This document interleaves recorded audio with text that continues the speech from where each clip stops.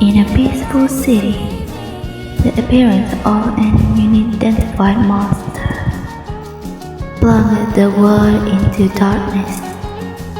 However, God had not completely forsaken the world, and miraculously, people with superpowers began to be born. These people were dubbed espers.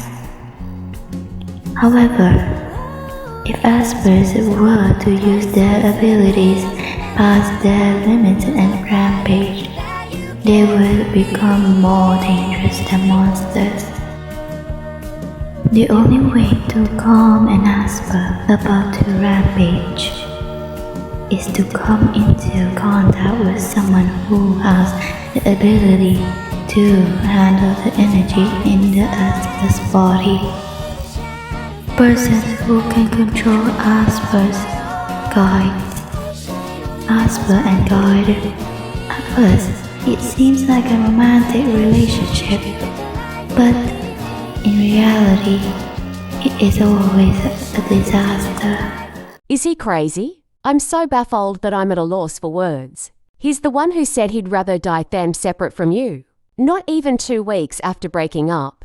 And he says he's getting married in a month. How is that even possible? Hey, Li Zhong, are you okay? No. You know what? Never mind. Anyway, what was I saying now? I don't want a fairy tale romance. It wasn't even that kind of relationship in the first place. For administrative processes, the government divided espers and guides into classes based on their abilities. He was in a class esper and I was B-class guide. We started meeting because of our match rate was 70%, a number that indicates the efficiency of a guide controlling an esper's energy. If a match rate high, it's often called a match of fate, but, in fact, it was just a relationship determined by figures from a machine. It replays in my mind over and over like a nightmare.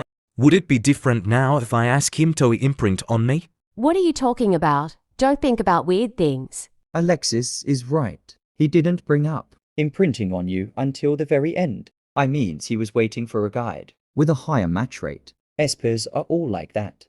I heard he is getting married to a normal person, not a guide. Really? Of course, it wouldn't be a guide. If Li were to guide, he wouldn't have been abandoned him over his match rate obsession. I know, there's no guide with a higher match rate for that guy than Li. So who else who's going to guide him? Hey, I'll take care of it. What do you care about that guy? You're right. You know what's the worst? Rumors spread all throughout the company and I'm embarrassed, but I still have to go to work. Hey, chin up. It'll die down soon enough. Yup.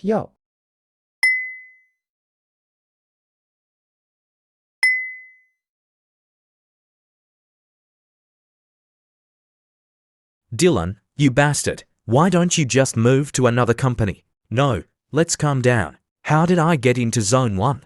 Like a bag flying in the wind. I just landed there when the wind stopped.